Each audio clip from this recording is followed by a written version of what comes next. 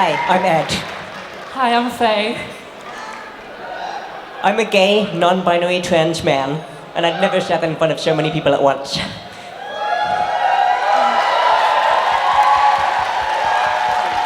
I've never been comfortable with the spotlight. It always felt like people saw someone who wasn't me. It took me 20 years to figure out why. I was assigned female at birth, and I tried so hard to play the role I was given. Nobody ever told me anything else was possible until 7 years ago, when I stumbled on the words non-binary and trans. I still remember that moment, and the most intense joy and terror I've ever felt. I knew the truth, and I was done running from it. I needed to embrace the truth and let it reconstruct me. There was no other choice.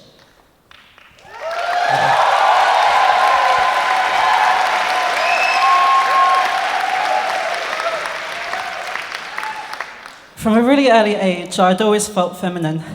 Even when I was being potty trained, apparently I refused to stand up and pee like any other assigned male. I always enjoyed playing with the girls in my class and fancied the boys, which made me different. Growing up, my parents and I had never been aware of gender issues. The subject was never covered at school. I would question, why didn't God make me a girl? And I asked my parents what I'd been called if I was assigned female, which was Faye. Secretly, I identified with that name as I grew up. Going through school life and figuring out my identity, I first came out as a gay man. I thought I'd found myself, but something didn't click. It wasn't until I heard of trans stories through the media that I realized these were people I could connect to. In summer 2015, I came out to my supportive parents, and I realized my true identity as a transgender woman.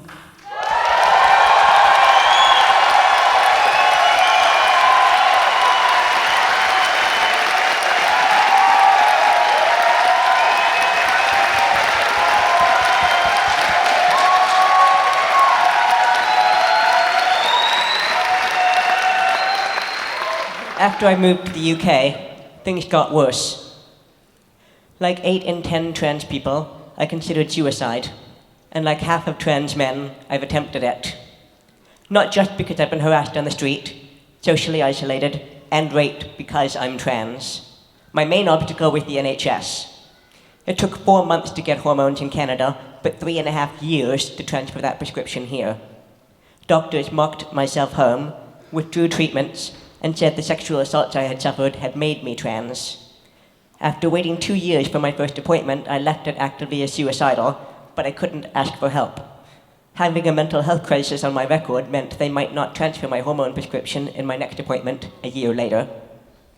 I don't hate my body and mind, I just want the best for it. I know what I need to be me. Never knowing if I'd get it made my helplessness grow and grow until it blotted out my future. You might think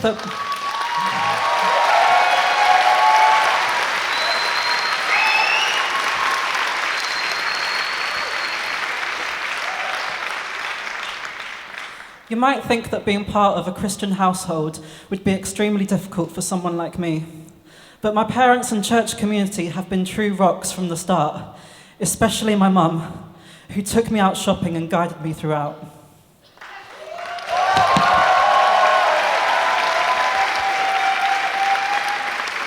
Unfortunately, a lot of Christians in the media use their religion as a way of expressing the disapproval of the LGBT community.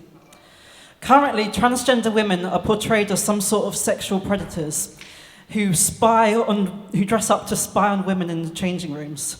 This is a stigma made up to scaremonger people. Trans women, like myself, are scared to use public changing rooms in case of being ridiculed. I would like to express that being trans is certainly not a choice, and living 21 years in a gender with which I didn't identify with has taken its toll physically and mentally.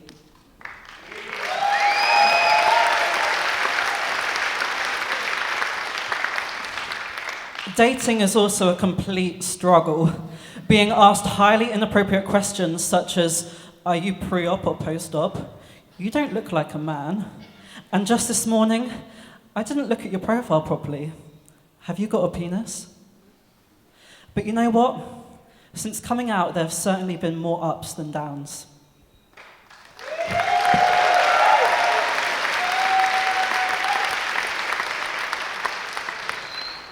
We just want to live, work, study, and thrive like anyone else. And maybe along the way, liberate us all from the boxes that don't fit.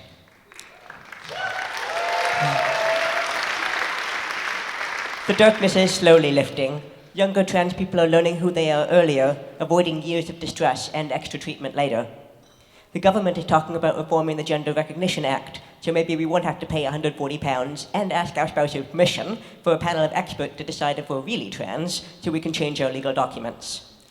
There are more trans people visible than ever, but visibility without love is dangerous. What we need isn't your permission. We are who we are, whether or not anyone allows it. It isn't even your tolerance or your tolerance.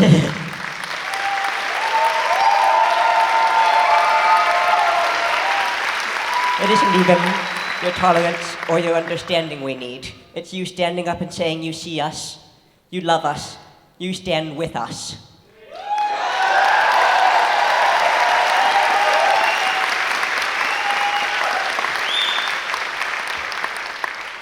Since coming out as trans, it's been difficult to be open and honest about my identity in the various groups I joined. Last summer, I was searching for a space, and that's when I stumbled across GMDC Musical Theatre Group on Facebook. Starting at GMDC, I felt so much warmth and support. I felt comfortable opening up with the group. Since then, my confidence has increased, and I feel capable to do anything as a strong, independent transgender woman.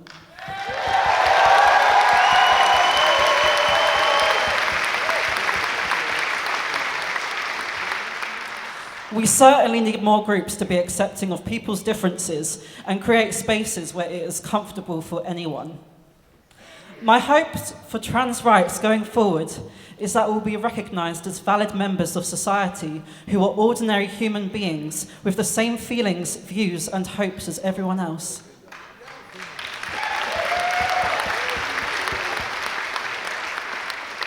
We deserve the same rights and should not be singled out in sports or other areas of life as being different.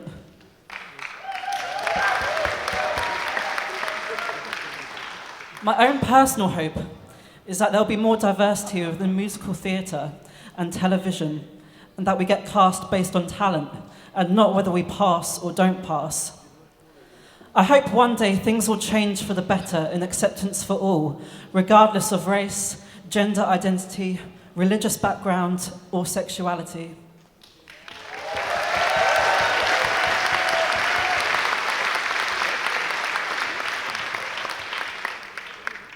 I'm always going to carry these scars, but now I have hope.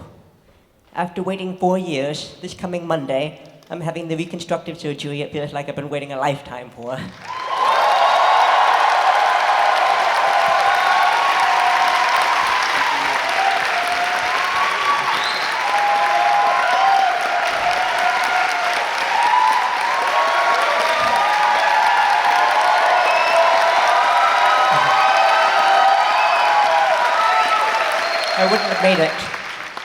I wouldn't have made it without my allies, friends, family, especially my GMDC family, who never knew how important every class and social event has been to me.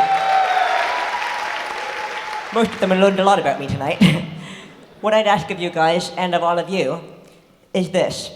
Remember us when people say drop the T from LGBT. We're still here, and we're still fighting for all of us, so stand with us. Tell people that we're real and we're here to stay, that we're beautiful, and we're loved, and we deserve to be safe and happy.